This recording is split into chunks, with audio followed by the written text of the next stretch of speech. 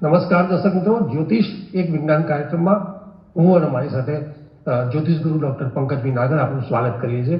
અને પંકજભાઈ આપનું સ્વાગત છે શોમાં. નમસ્કાર અશોકભાઈ અને નમસ્કાર મારા વહાલા દર્શક મિત્રો. જ્યોતિષ એક વિજ્ઞાન અને જ્યોતિષ એક અદ્ભુત જ્ઞાન. આ અદ્ભુત વિજ્ઞાનના સથવારે મારા પ્રિય એન્કર મિત્ર અશોકભાઈ મોદી અને વહાલા કેમેરામેન મિત્રો પિન્ટુભાઈ અને શૈલેષભાઈ, એમની સાથે આ શોને આગળ વધારીએ. આપણો મૂળ વિષય છે ગ્રહોને ઓળખીએ. ગ્રહો તમારા માટે જન્મકુંડળીમાં કેટલું મહત્ત્વ ધરાવે છે અને ક્યાં તમને નડે છે, ક્યાં તમારા માટે લડે છે, અને એ ગ્રહોના નડતરનું નિવારણ આ શોની અંદર તમારી સમક્ષ નિષ્ઠાપૂર્વક, પ્રામાણિકતાપૂર્વક મૂકવાનો એક વિનમ્ર પ્રયાસ એટલા માટે કહીશ કે જ્ઞાન એક એવો સાગર છે કે ગમે એટલી બડાઈઓ મારીએ તો પણ આપણે હંમેશા સુપરફિશિયલ ઉપર જ હોઈએ છીએ. છેક નીચે જઈ અને જ્ઞાનનું મોતી લેવું, જ્ઞાનના મરજીવા બનવું એ બહુ ઓછા અલ્પ લોકોને નસીબ હોય છે. પરંતુ એ જ્ઞાન મેળવવાના સાચા નસીબદાર, સાચા હકદાર કોણ છે? તો એ તમે છો, મારા વ્યુઅર્સ, મારા દર્શક મિત્રો. આવો, ગ્રહોની સુપેરે તલસ્પર્શી એક ગ્રહનું એનાલિસિસ કરતા સૂર્યથી લઈને આજે આપણે રાહુ નામના છાયા ગ્રહ સુધી પહોંચી ગયા છીએ. અશોકભાઈના હુકમનામા અનુસાર આપણે કંઈક આગળ વાત કરીશું. પંકજભાઈ, તમે ખૂબ જ સુંદર વાત કરી અને જે પ્રમાણે ચર્ચા આપણે ચાલી રહી છે, દર્શક મિત્રો આપના ખૂબ સારા પ્રતિસાદ પણ મળ્યા છે. ત્યારે જાતકની જન્મકુંડળીમાં જે ગ્રહો છે એનું એક નડતર છે.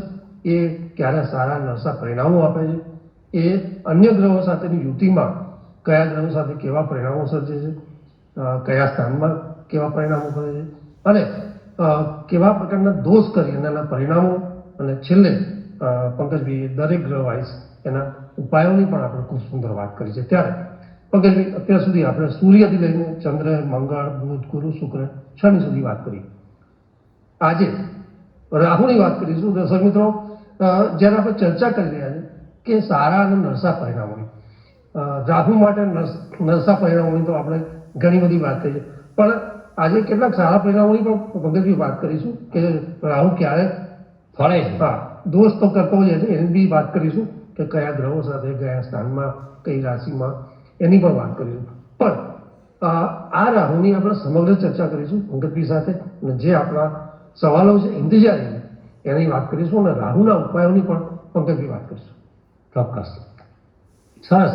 અશોકભાઈએ તમને બ્રીફમાં ઘણી બધી વાત કરી, અને હવે આપણે ગ્રહ યાત્રાની અંદર, જ્ઞાન યાત્રાની અંદર રાહુના મુકામે પહોંચી ગયા છે, રાહુના ઘરની અંદર પહોંચી ગયા છે. આવો, રાહુને ફેંદીએ, પંપોળીએ.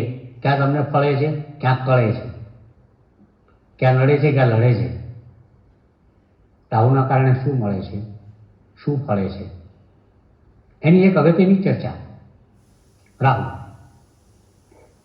જેમ આપણે yahoo.com હોય છે એમ જ્યોતિષ જગતની અંદર એક રાહુ.com છે. આ જગત ઉપર જીવિત જ્યોતિષીઓ જો મેક્સિમમ કમાણી કરતા હોય તો એ રાહુ ગ્રહને લઈને, એની વાતો કરીને, એના નડતરને દૂર કરીને, અગર તો રાહુથી ડરાવીને, તમને ભડકાવીને, રાહુ દ્વારા તમને સંતુષ્ટ કરી એની વિધિ દ્વારા પણ રાહુને મધ્યસ્થી તરીકે રાખીને સૌથી વધારે કમાણી અમારા જ્યોતિષ મિત્રોને થતી હોય છે.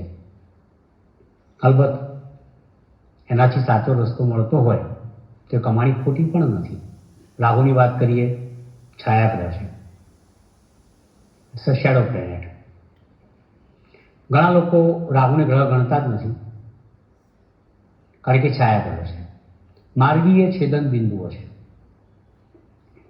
રાહુ એવા યોગનું સર્જન કરે છે જન્મકુંડળીમાં કે અચ્છા ખેરખાઓ પણ એ યોગના કારણે રાહુથી ડરતા થઈ જાય છે.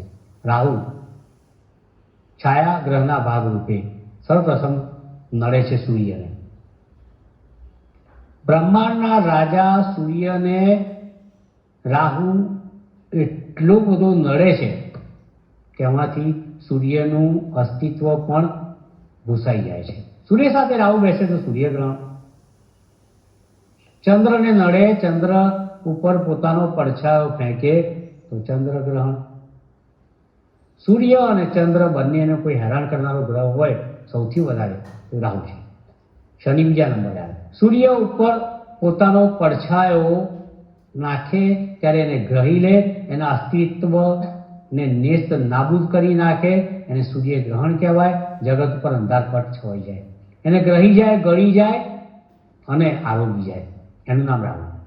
એક રાજાને પણ જો એનું અસ્તિત્વ માટે પડકાર ફેંકી શકતો હોય તો એ ગ્રહણ કોઈ નામ હોય તો એનું નામ રાહુ છે. અશોકભાઈ, બ્રહ્માંડની રાણી ચંદ્રને જો કોઈ પડકાર ફેંકી શકતો હોય તો એનું નામ રાહુ છે.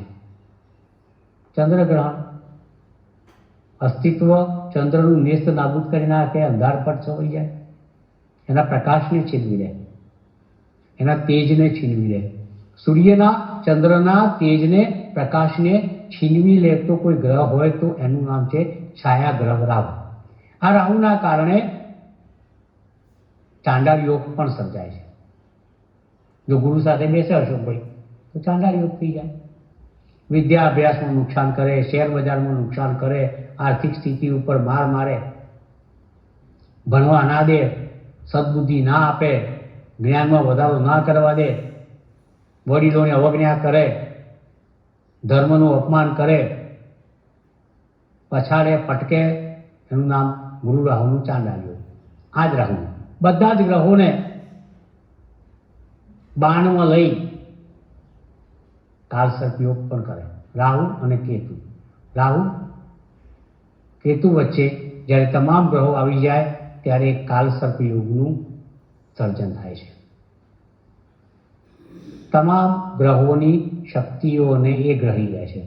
રાહુના કારણે સૂર્યગ્રહણ થાય, રાહુના કારણે ચંદ્રગ્રહણ થાય, રાહુના કારણે ચાંડાળ યોગ થાય, રાહુના કારણે કાલસર્પ યોગ થાય, રાહુ શનિ સાથે બેસે તો શાપિત યોગ થાય, રાહુ શનિ સાથે બેસે તો પ્રેત શાપ યોગ પણ થાય, રાહુ બુધ સાથે બેસે તો બુદ્ધિભ્રષ્ટ કરે, ભલેનો મિત્ર રહ્યો, રાહુ શુક્ર સાથે બેસે તો દાંપત્ય જીવનમાં પ્રશ્નો સર્જે છે, મંગળ સાથે બેસાવે તો વ્યસની બનાવે, તમને કૌભાંડી બનાવે. પણ ભાઈ રાહુ મહારાજ, તમારે આ બધી શક્તિઓ, તમારી શક્તિ તો અદ્ભુત છે અશોકભાઈ. રાહુની શક્તિ એટલી બધી અદ્ભુત છે કે રાહુને જો તમે એકવાર ઓળખી જાઓ, એને રીઝવો, એની પૂજા પાઠ પ્રાર્થના કરો, એનું ધ્યાન કરો, એને વર્શિપ કરો તો રાહુ જેટલું ફળ સારું કોઈ પણ ગ્રહ ના આપે. બેસ્ટ. કેમ? કારણ કે રાહુ છે એ અકળ છે, રાહુ અદ્રશ્ય છે. તો રાહુ અદ્રશ્ય છે, ઇનવિઝિબલ છે, તો બીજી બાજુ ઈશ્વર પણ ઇનવિઝિબલ છે, અદ્રશ્ય છે. ઈશ્વરની તાકાત એવી છે કે જે સમગ્ર સૃષ્ટિનું સંચાલન કરે છે, બ્રહ્માંડની અંદર અનેક ફેરફાર કરે છે. પૃથ્વીને ફરતી કરે છે અને જો કોઈ પરોપકાર, લોક કલ્યાણનું કામ કરતો હોય તો એનું નામ ભગવાન કે ઈશ્વર છે. પણ વાત એવી છે કે તમે ભગવાનને ક્યાં જોઈ શકો છો? બિલકુલ. તમે ઈશ્વરના દર્શન કરી શકો છો? ના. તો રાહુ પણ અદ્રશ્ય છે, રાહુના દર્શન ક્યાં કરી શકો છો? રાહુની પૂજા પાઠ કરો, મજા પડી જશે. જેમ ભગવાનનું નામ લો તેમ રાહુનું નામ લો. ભગવાનને જેટલું મહત્વ આપો એટલું રાહુના, તમારી જીવન નૈયા પાર પડી જશે. તમે આ જીવનમાં શ્રેષ્ઠ વ્યક્તિ બની શકો જો તમે રાહુના મંત્ર જાપ પૂજા પાઠ નિયમિત કરો. અહીંયા ગેરંટી વોરંટી બંને છે, મારા અનુભવો છે. વાત કરીએ છીએ આપણે આગળ એની. રાહુ ઉપચય સ્થાનમાં હોય તો ફળે. રાહુ માટે 3જી, 6ઠ્ઠું, 10મું, 11મું સ્થાન શ્રેષ્ઠ છે. રાહુએ ઉપચયો શ્રેષ્ઠ ફલમ પ્રદાની ભૃગુ ઋષિ કહે છે, મંત્રેશ્વર કહે છે. આપોક્લિમ સ્થાનની અંદર અશોકભાઈ રાહુ શ્રેષ્ઠ ફળ આપે. એમાં કહેવાય છે કે લાભ સ્થાનમાં રાહુ બેઠો હોય તો રાજકારણમાં જાઓ, બખા જલસા. બધા એમ કહેતા હોય છે કે ભાઈ 10મે રાહુ આમ તેમ. અરે 10મે રાહુ દિગ્બળી થાય, 6ઠ્ઠે રાહુ શત્રુઓને હંફાવે અને 3જે શ્રેષ્ઠ પરાક્રમ કરાવે, એનું નામ રાહુ. અને આ રાહુ અદ્રશ્ય રીતે તમારી સાથે જોડાય તો ખરેખર તમારા જીવનનું સાફલ્ય સફળતા સાથે જોડાયો એવું નક્કી કરી શકાય. રાહુનો મિત્ર બુધ છે, રાહુનો મિત્ર શુક્ર છે, રાહુનો મિત્ર શનિ છે, તો આ બાજુ સૂર્ય, ચંદ્ર, મંગળ, આ બધા એના શત્રુ છે. અલબત્ત મેં કહ્યું એમ શુક્ર સાથે જોડાય તો દાંપત્ય જીવનમાં ભારે તકલીફો પડે. એ પણ કુંડળી મારા પાસે એવી નથી આવી કે જેમાં શુક્ર રાહુ સાથે હોય ને લગ્ન જીવન સફળ હોય. ઘરે જઈને જોતા નહીં, આ તમારી એનિવર્સરી શુક્ર રાહુ સાથે હોય તો લગ્ન જીવનનો તકલીફો કરે છે. ગુરુ રાહુ સાથે હોય તો વિદ્યા અભ્યાસ આર્થિક સ્થિતિમાં પ્રોબ્લેમ કરે છે. કેટલાક શાસ્ત્રોમાં જાતક પારિજાતકમાં, ચમત્કાર ચિંતામણીમાં, જૈમિની સૂત્રમાં રાહુને વૃષભમાં ઉચ્ચનો ગણ્યો છે, તો મિથુનમાં સ્વગૃહી ગણ્યો છે. કેટલાક ગ્રંથોની અંદર એને મકર કુંભની અંદર સ્વગૃહી ગણ્યો છે. જેવી જેની સોચ તમને ફળે એ તમારા માટે તમારા ઘરનો જ છે, સ્વગૃહી જ છે. અને રાહુ જ્યારે કુંડળીમાં ફળે ત્યારે અનંત પારદર્શી એક જીવનનો અહેસાસ અનુભવ તમને મળે ને મળે, એનું નામ રાહુ. રાહુ તમને અવનવી રીતે અદ્રશ્ય રીતે લાભ આપે છે. તમે જેને કહેવાય કે શૂન્યમાંથી સર્જન, એનું નામ રાહુ. રાહુ એટલે વિસર્જિત થયેલી વસ્તુઓને પુનઃજીવિત કરી શકે, એનું નામ રાહુ. રાહુ એટલે એક એવો ગ્રહ કે જે તમારી આજુબાજુ નથી, અદ્રશ્ય છે, છતાં પણ તમારું શરીર, તમારું વ્યક્તિત્વ, તમારી વિદ્યા વિદ્યમાન થાય અને તમે દ્રશ્યમાન થાય, એનું નામ રાહુ. સમાજની અંદર તમને ઊભા કરવાની જેનામાં સમજ છે, એનું નામ રાહુ.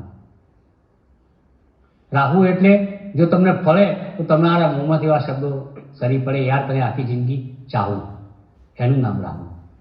આ રાહુ ક્યાં નડે? આ રાહુ તમારી કુંડળીમાં 8મે હોય તો નડે. ગોચરની અંદર ફરતો ફરતો તમારા ચંદ્રથી 8મે જાય તો રાહુ નડે. ઉદાહરણ સ્વરૂપે તમને આપું કે અત્યારે હાલ મીન રાશિમાં રાહુ ચાલે છે, તો સિંહ રાશિ માટે આ રાહુ ક્યાંક પ્રોબ્લેમ કરે, કારણ કે સિંહ રાશિથી 8મે આવી ગયો. રાહુ જન્મ કુંડળીમાં તમારી રાશિથી 12મે આવે તો પણ તમને નડે. મેષ રાશિવાળા માટે પણ આ 12મે છે, સોરી, બરોબર છે. તો આ એક આવી ઘટના. 4થી રાહુ આવે તો પણ નડે. ધન રાશિ માટે પણ 4થી રાહુ છે, એ પણ તમારા માટે કેટલાક પ્રશ્નોનું સર્જન કરી શકે છે. હવે આ રાહુ આ રીતના નડે. ગુરુ સાથે નડે, સૂર્ય સાથે નડે, ચંદ્ર સાથે નડે, શનિ સાથે નડે, 4થે નડે, 8મે નડે, 12મે નડે, ગોચરમાં આ રીતના નડે. પરંતુ તમારી કુંડળીમાં રાહુ 3જા, 6ઠ્ઠા, 10મા, 11મા સ્થાનની અંદર વિરાજમાન થાય તો એના જેવી અદ્ભુત વાત એ પણ નથી. એની મહાદશા દરમિયાન રાહુ તમને જબરજસ્ત સુપર ફળ આપે. સુપર 18 વર્ષ તમારા તમને ન્યાલ કરી નાખે વિશ્વોત્તરી દશા મુજબ. તમને આમ એમ થઈ જાય કે વાહ ક્યાં બાત હે, આવા દિવસો તો જોયા જ નથી. એવો એક અહેસાસ, એક અનુભવ, અનુભૂતિ તમારા જીવનમાં આવે તો ચોક્કસ સમજો કે રાહુનો આ કમાલ છે. તમારી પાસે ધાર્યા કરતાં વધારે માલ હોય તો સમજો કે રાહુનો કમાલ છે. તમારી કોઈ સાલ સુંદર જાય તો સમજજો, તમારી કોઈ કાલ સુંદર જાય તો સમજજો કે આ રાહુનો કમાલ છે. જ્યાં કોઈ અદ્રશ્ય શક્તિ તમને કોઈની સામે દ્રશ્યમાન બનાવે, કોઈ અદ્રશ્ય શક્તિ તમારા વ્યક્તિને કમળની જેમ બ્લૂમ કરે, કોઈ અદ્રશ્ય શક્તિ તમને અચાનક જ અણધાર્યો લાભ આપે અને કોઈ કીર્તિમાન તમારા નામે સર્જે, કોઈ મોટા એવોર્ડ આપે તો સમજો કે આ કામ અદ્રશ્યમાન રાહુનું છે કે જે તમારા વ્યક્તિને સમાજની અંદર દ્રશ્યમાન બનાવે છે, તમને કીર્તિમંતા બનાવે છે. હવે રાહુની નડતરમાંથી મુક્ત થવાની વાત કરીએ. અત્યાર સુધી રાહુ ક્યાં નડે, રાહુ ક્યાં શ્રેષ્ઠ છે, એની કેટલીક અદ્ભુત વાતો કરી. હવે આ રાહુ તમને જ્યારે નડે, નડતર સ્વરૂપે તમારી સામે આવે, સૌપ્રથમ તમારી સમક્ષ એક પ્રયોગ મૂકું છું, જ્યાં શોની અંદર મેં અવારનવાર મૂકેલો છે, પણ આજે જરા જુદા સ્વરૂપે તમારી સાથે વાત કરી લઉં, તમને શેર કરું તમારી સાથે. મેં કહ્યું કે ભાઈ રાહુ અદ્રશ્ય છે, જેટલી ઈશ્વરમાં તાકાત છે એટલી આ રાહુમાં તાકાત છે, કરવાનું કંઈ નથી. તમારી કુંડળીમાં સૂર્ય રાહુ, ચંદ્ર રાહુ, શનિ રાહુ, શુક્ર રાહુ આ બધા યોગ હોય, કાળસર્પ યોગ હોય, તો તમારે કરવાનું કંઈ નથી. રાહુ કોઈ ખરાબ દૂષિત રાશિમાં બેઠો હોય તો નડતર જ્યારે રાહુનું આવે ત્યારે અહીં જે પ્રયોગ તમારી સમક્ષ મૂકું છું એને તમે પ્રેમપૂર્વક જો કરશો તો, નિષ્ઠાપૂર્વક કરશો તો રાહુ મહારાજ તમને ફળ આપશે. કરવાનું કશું નથી. બુધ અને રાહુ મિત્રો છે. આ પ્રયોગ 51 બુધવારનો છે. બુધવારે સવારે સૂર્યોદયના 1 કલાકની અંદર જ્યારે બુધની હોરા હોય, બુધની હોરા રાહુની હોરા ગણાય કારણ કે બંને મિત્રો છે, ત્યારે તમારે કાળા તલનું તેલ લેવાનું છે. આ ખાસ ધ્યાન રાખવાનું. કાળા તલનું તેલ આડી દિવેટ કરવાની છે, પ્રગટાવવાની છે, કાળી અગરબત્તી કરવાની છે, અગર કાળો ધૂપ, અને થોડું અંધારું કરી ઓમ ભ્રામ ભ્રીમ ભ્રોમ સહ રાહવે નમઃ આ મંત્રની માળા બુધવારે વહેલી પરોઢે સૂર્યોદયના 1 કલાકની અંદર બુધની હોરામાં કરવાની છે. અને આ મંત્ર જે બોલ્યો એ પણ તમારે બોલવાનો છે. ત્યારબાદ એક નાનકડા પ્યાલાની અંદર અડધું ગ્લાસ પાણી ભરી ગળીના પાવડરની 1 ચમચી નાખી, એમાં 7 જવના દાણા, 7 રાઈના દાણા, 7 સરસવના દાણા અને થોડો ખડી સાકરનો ટુકડો, એ બધું મિક્સ કરી એ પૂજા દરમિયાન આ જ્યારે તમે મંત્ર માળા કરો ને ત્યારે એ વખતે મૂકી રાખો. માળા પૂર્ણ થાય એટલે આ ગ્લાસમાં રહેલા પાણીને કોઈ તમારા કુટુંબના વ્યક્તિને કહેવાનું કે 7 વાર ઊંધું ફેરવે. પૂજા પત્યા બાદ એને ગટરમાં, નાળીમાં, બાથરૂમ વોશરૂમના કમોડમાં એને વિસર્જિત કરી નાખે. બસ આવું 51 બુધવાર તમે કરો તો રાહુ તમને ફળશે. તાંબાની અંદર, અગર કાંસાની અંદર જો વીંટી બની શકતી હોય તો રાહુનું ગોમેદ ઓનિક્સ એ તમે પહેરવાની કોશિશ કરો. પેલો બીજ મંત્ર મેં તમને આપ્યો એ તો કરવાનું જ છે. બુધવારે 7 મગના દાણા તમારા દાળ શાકની અંદર નાખો અને આરોગો. હંમેશા તમારા ખિસ્સાની અંદર રાખોડી રંગનો દોરો, રાખ આવે ને એનો જે કલર હોય એનો દોરો તમારા કાંડા પર બાંધો, રેશમ સૂતર નાયલોનનું, એવા કલરનો રૂમાલ રાખો, મોજા રાખો, કંઈ પણ. તો એનાથી પણ તમને ચોક્કસપણે ફાયદો થશે, એમાં મને લેશ માત્ર શંકા નથી. મેં કહ્યું એમ કે રાહુ જેવો એક પણ વિદ્યમાન તુરંત તાત્કાલિક ફળ આપનારો અણધાર્યા લાભ આપનારો એક પણ ગ્રહ બ્રહ્માંડની અંદર છે જ નહીં. કારણ કે અદૃશ્ય છે અને અદૃશ્ય ગ્રહ પાસે જેટલી શક્તિઓ હોય એટલી અન્ય ગ્રહ પાસે હોતી નથી. તો વાત થઈ રાહુની. રાહુના પ્રયોગો, નિવારણ, નડતર, માધ્યમ, મહત્વ, એનું વ્યક્તિત્વ, એની વિશેષ તલસ્પર્શી ચર્ચા આપણે આ શોની અંદર કરી. આવો અશોકભાઈ સાથે આગળ વધીએ.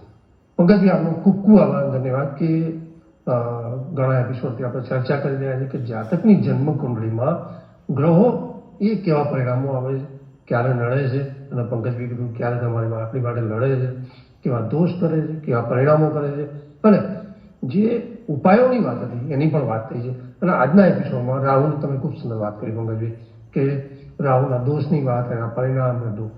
અને મુખ્ય જે બાબત હતી કે રાહુની જે પૂજા અર્ચનાની વાત હતી, એમાં એમને ઉપાયો સાથે જે મંત્રોચ્ચારની વાત કરી, એ જો આપ ચોક્કસ કરશો તો રાહુ એ જબરદસ્ત ફાયદા કરે છે એવું પંકજભાઈએ ખૂબ સુંદર વાત કરી. પંકજભાઈ, આપનો વિશેષ આભાર. દર્શક મિત્રો, સમયની મર્યાદા છે એટલે આપણે કોઈ બીજા ગ્રહની વાત નહીં કરી, પણ આ સંદર્ભે આપના કોઈ પ્રતિભાવ હોય, આપના કોઈ પ્રશ્નો હોય તો એના સમાધાન માટે જે સ્ક્રીન ઉપર જે નંબર છે એની પર ચોક્કસપણે મોકલી આપશો. જ્યોતિષ અને વિજ્ઞાનની રસપ્રદ વાતો સાથે આપણે એના સમાધાન સાથે પંકજભાઈ સાથે ચર્ચા કરીશું. અત્યારે રજા આપશો. નમસ્કાર.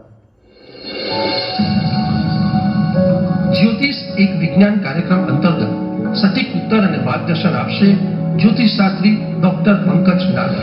આપ આપના સવાલોની સાથે પોતાનું નામ, જન્મ તારીખ તેમજ જન્મ કુંડળી સહિતની માહિતી વોટ્સઅપ કરી શકો છો અમારા આ નંબર પર. આપના પ્રશ્નોના ઉત્તરો ડોક્ટર પંકજ નાગર આપશે. કાર્યક્રમ જ્યોતિષ એક વિજ્ઞાનમાં.